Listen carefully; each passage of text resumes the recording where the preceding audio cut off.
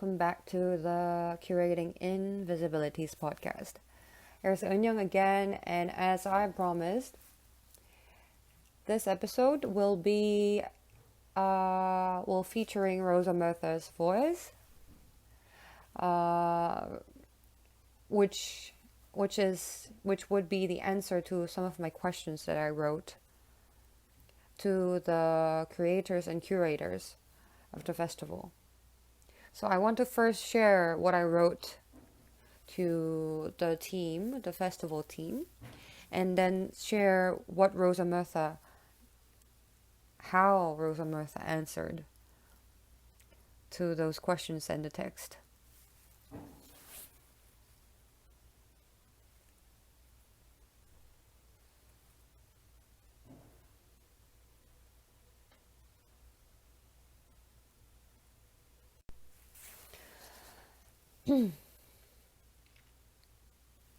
So first, this is what I wrote to the team. Grief and healing.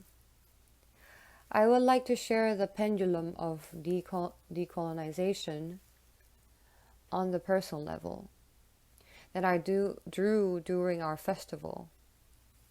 Inspired by your performances, talks, and especially Rose-Myrtha's ritual. By the second day of our workshop, I had been quite overwhelmed within my inner workings of decolonial process.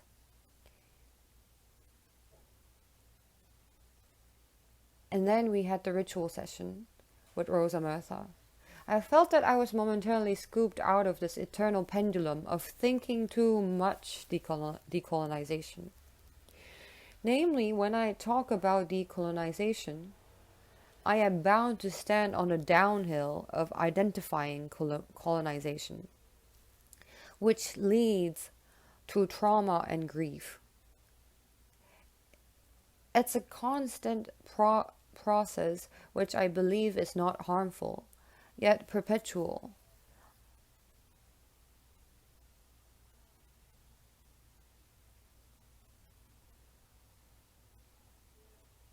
This trauma and grief and engagement with the colonial weight of mind leads to an anger. And anger sometimes also becomes an urge and a power to deconstruct the things. But as I said, I mostly move and swing between learning and feeling the trauma and anger.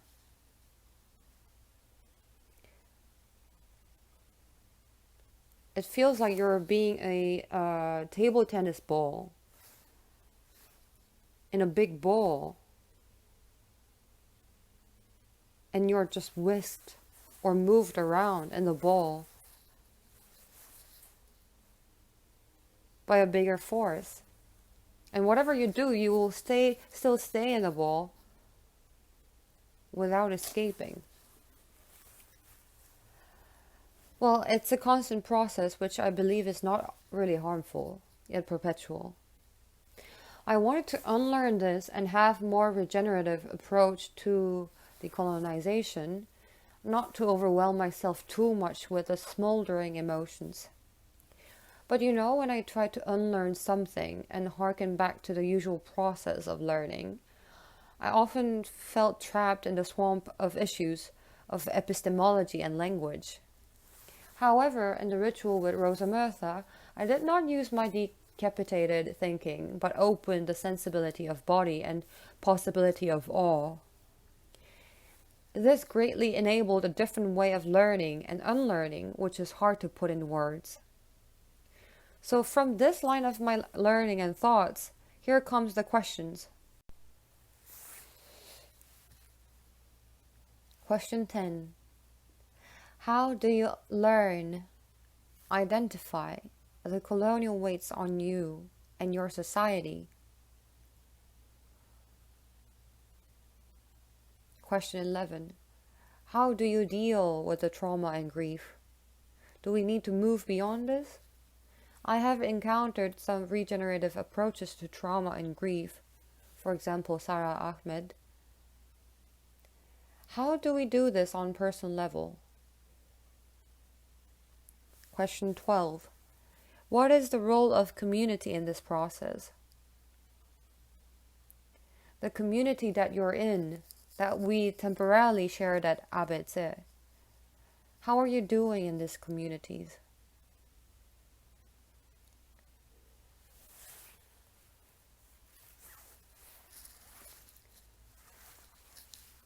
Those who will tell you that they have nothing to unlearn are speaking as if they lived on another planet and were not shaped by imperialism, regardless of their positions as victims or perpetrators. It's a quotation from the museums as crime scenes. An article on the arts of the working class newspaper, issue 14 from December 2020. I really, as I said in the first episode, I really feel the colonial weight is something that we all need to work on. But sometimes it takes toll on you if you're doing it alone. Because everybody could teach how to do it in a, let's say, normal, still colonized way. But nobody really educates you to how to live like a decolonizer. You know? Now we know kind of how the colonizers live, or how they were at least. But decolonizers, I think it's a long, personal, reflective fight and process that we all are tackling at the moment. So, enough with my talk.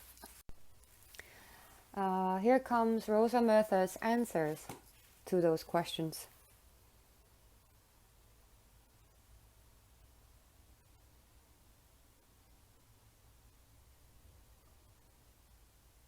Hi girls, so how you doing? I hope you're doing well. I just wanted to say hi before I recorded my answers. So I decided to only respond to the grieving healing part because I feel like that is what I can speak about the most, and that is what flows out of me naturally. All the other questions would take so much more time for me to formulate an answer. So I'm doing the part on grief and healing. I hope you're doing well. I hope you're taking time to take care of yourself, and I hope that you can be well rested. And if you're not, I hope that rest will follow you soon. I'm sending you much love and a lot of cuddles and big hugs and loving energy to you. Grief and healing, question 10 and question 11. How do you learn or identify the colonial weights on you and your society? So I'd like to speak on what that identification looks like for me versus what it looks like in society. And to be quite honest with you, it was a very, very long journey of self-study that was needed, and I still need to do for me in order to identify the weight of colonialism on my mind, my body, and spirit. It started with studying and reading history of the African continent prior to slavery. It started with realizing what civilizations existed before colonization, what dynamics, which cultures with spiritual beliefs, what political systems existed before the invasion of the African continent and before slavery happened and before colonization happened. And it feels like that aspect alone, the unlearning of the harmful idea that African continent did not know any civilization before European civilization, or that the European civilization that the Europeans claim to have brought to them. It's already such a pervasive and challenging idea and thought pattern to unlearn. When it comes to the history, there is just so much to learn when it comes to the history of the African continent. And there's still so much learning that I have to do until this day to learn about these things, to learn about which culture existed, to learn about which customs existed, to learn about the thought patterns and the ideas and philosophies that existed within the continent, because so much has been erased. But that's where I started. And from there on, I started my introspection. And that introspection and that knowledge about history, that became my foundation to peel back layers and layers and layers.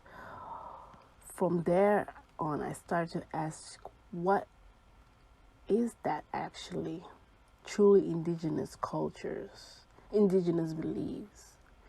I started to try to see and peel back and try to discern, like, okay, what is really indigenous and traditional cultures, belief, political philosophies, and what are actually seeds of colonialism, what are still like after effects of colonialism, because a lot of what we now see as culture, for example, in the African continent, or maybe even in the Caribbean, the Afro diaspora, a lot of them can also be traced back through colonialism and are actually after effects of colonialism that are actually embedded in the culture. But that doesn't mean that those things are indigenous culture. That doesn't mean that those things are true to what a society where we can prosper as people of color, as queer people look like.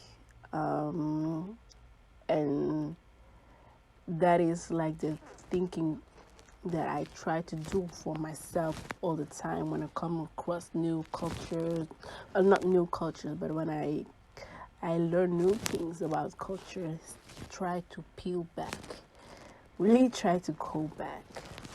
And I truly believe that it's only my understanding of the history of the African continent and the African culture before colonization, before slavery, that enabled me to understand the spirituality that I'm practicing today. Because that spirituality derives from that continent and is shaped by that history and is shaped by the cultural, traditional belief, indigenous beliefs that were there at that time. Which were rebirthed within the country that I'm from, Haiti. So it's mainly through self-introspection, through my own biases, the stereotypes that I was having, and through dissecting them and be introspective and learning from the thoughts that I was having, discussing these thoughts with other people, having conversation within community, where I was able to start to dismantle and really deconstruct. And truly, I believe that my spirituality, Vodun, continues to be a motor to keep doing this process, because this is a continuous process that happens every day. And I really believe that my spirituality is a central pole. It's my potomitan. It's like the lens through which I choose to see the world. For me, that is closest to my heart. This is closest to what I call my indigeneity, like my culture. And I think practicing Vodun by itself is already a decolonial practice. To see the world through the beliefs, the philosophies of my ancestors is for me such a decolonial practice, and something that helps guide me to make that discernment, to do that dismantling, and to do that deconstruction.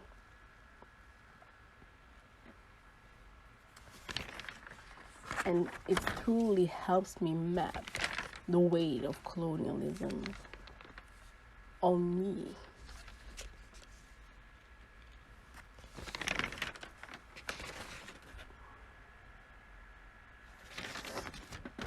Because for me, somatically, I feel the weight of colonialization within my body. I feel it on a physical level. I feel it in my chest, in my heart region. I feel it when I walk past these colonial statues in Belgium. I feel it when somebody says something harmful, ignorant, racist, queerphobic. I feel it in my nervous system. It's causing me a stress reaction. It's causing me tension. It's causing me anxiety, and it sits right there at my chest. And for me, the weight of colonialism particularly is the management of this emotion that erupts. The erosion that I just described, the management of that in a society that continuously and structurally invalidate these emotions, that these are bogus, that they don't exist, or that they are over-exaggerated. If they're not even acknowledged, if they're not even validated, then sure ain't there are not gonna be no tools for you to even manage them. Because you're living in a society that doesn't even acknowledge that these exist, and a society that does not offer any tools at all to manage, soothe, provide a form of repair or healing. So you're basically on that part on your own to deal with these emotions. So for me, to deal with these emotions and to manage them, that for me is the weight of colonialism, for me personally.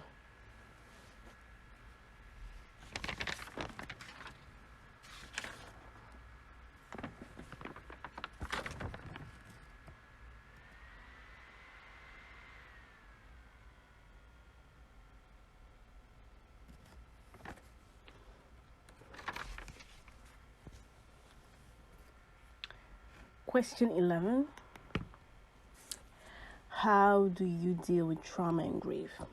I think that this question is so personal, so I'm really just going to answer it from a personal level, because I think it's really impossible for me to give a general answer. There's a multitude of things that I do to cope with trauma and grief. First of all, I do my best to see a psychologist regularly. Even during my good periods, I made this commitment to myself to always have a safe space for my unfiltered emotions and the possibility to talk about them in the raw form, in an unfiltered form, for like an hour. I think that this is so important, to speak and to be listened to and to receive from someone in that moment who has a vast knowledge about human emotions. And also, for safety reasons, a person that can follow you up and can catch the signals in case you start slipping or need extra help, some extra guidance and extra emotional questions. I feel like we all need that, especially as people of color, to navigate through this society. So that is really something that I've committed myself to do. Secondly, my spirituality, girl. My spirituality. I don't think I would be here without my spirituality. I don't think I would have the strength, the resilience that I have today without my spirituality. It is voodoo. It is calling and leading on the Loa for me. It is implanting ancestral wisdom for me. It is implanting ancestral healing arts. It is the plant medicine. It is learning about the knowledge of the power of the herbs and implementing these for my own healing. These are the things that keep me grounded, and these are the things that continuously contribute to my healing.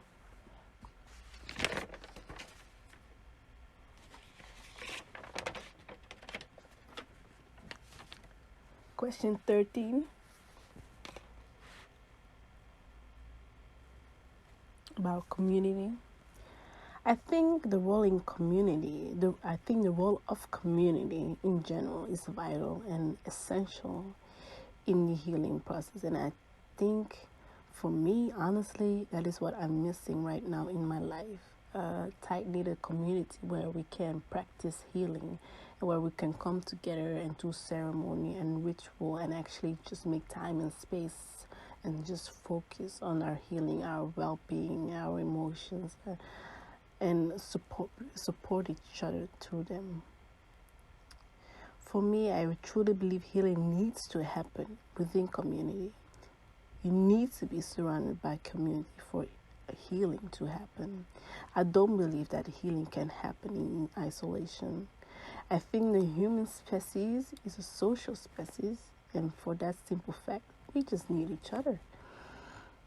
I feel like as a community, we should come together at least once a month to take part in ritual, ceremony, emotional support, collective mourning rituals that are focused on healing, mourning, and processing trauma.